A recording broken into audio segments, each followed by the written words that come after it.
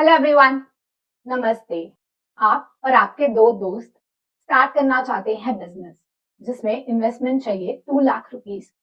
ये 2 लाख या तो आप खुद लेकर आ सकते हैं, मतलब अपना पैसा इन्वेस्ट कर सकते हैं, या आप लोन ले सकते हैं बैंक से, फैमिली से या फ्रेंड से, या आप कुछ खुद इन्वेस्ट कर सकते हैं और कुछ अमाउंट का लोन ले सकते हैं।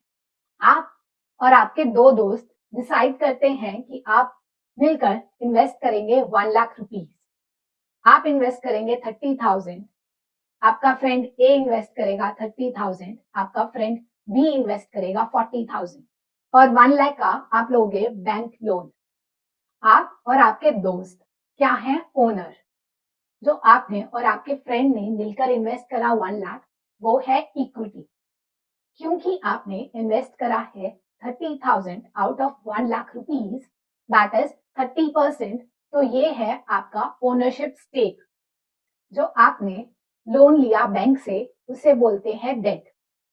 जिससे आप डेट लेते हैं या जिसको आपने पैसे देने हैं उसे बोलते हैं क्रेडिटर। तो इस केस में बैंक है क्रेडिटर। डेट लेने के अपने फायदे होते हैं, इक्विटी रेज करने के अपने। अगर आप डेट लेते हैं तो आपको इंटरेस्ट एंड डेट रीपे करना ही पड़ेगा, चाहे आपको प्रॉफिट हो या ना हो। बट जो आप इंटरेस्ट पे करते हैं डेट पर, उस पर आप टैक्स सेव करते हैं।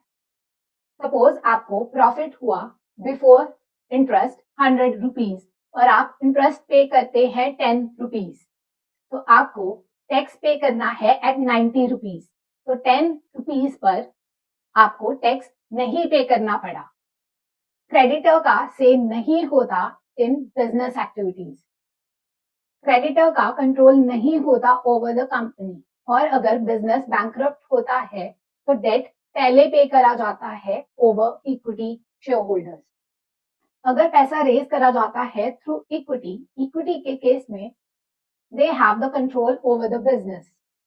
इनको आपको रिपे नहीं करना होता। They are entitled to profit, मतलब इनको मिलता है परसेंटेज ऑफ प्रॉफिट। और अगर बैंकरप्ट होता है बिजनेस तो इनको पे होता है एट लास्ट, और वो भी अगर पैसे बच जाएं। इन्वेस्टर के पॉइंट ऑफ व्यू से आपको डेट से फिक्स्ड रेट ऑफ रिटर्न मिलता है। क्योंकि डेट के केस में इन्वेस्टर कम रिस्क लेता है तो लाइकली है कि उसको कम रिटर्न मिलेगा। और अगर इन्वेस्टर इन्वेस्ट करता है इन इक्विटी तो वो ज्यादा रिस्क ले रहा है, तो चांसेस हैं कि उसको ज्यादा रिटर्न मिलेगा। मैंने ट्राई करा है कि बहुत बेसिक लेवल पर मैं समझा पाऊं कि डेट और इक्विटी क्या होता है। हो सकता है कि मैं बहुत अच्छे से समझा नहीं पाई। अगर आप सजेस्ट करना चाहते हैं any topic, comment down below.